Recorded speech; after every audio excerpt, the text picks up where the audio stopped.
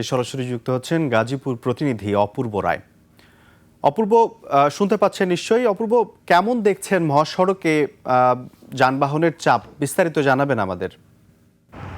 ধন্যবাদ রাজু। আমি এই মুহূর্তে রয়েছি ঢাকা মহাসড়কের চন্দ্রা এলাকায়। আমি সকাল থেকে দেখেছি গত কদিন তুলনায় আজকে কিন্তু যারা কর্মজীবী মানুষ ঈদ করতে বাড়ি গেল, তারা কিন্তু আজকে তারা কর্মস্থলে বেশি ফিরছেন এবং সকাল থেকে এই মহাসড়কের চন্দ্রা দিয়েই কিন্তু তারা এখানে ফিরছেন। আর যারা ফিরছেন তারা আমাকে যেটি অভিযোগ করেছেন, প্রায় প্রতিটি গাড়িতেই কিন্তু অতিরিক্ত ভাড়া নেওয়া হচ্ছে।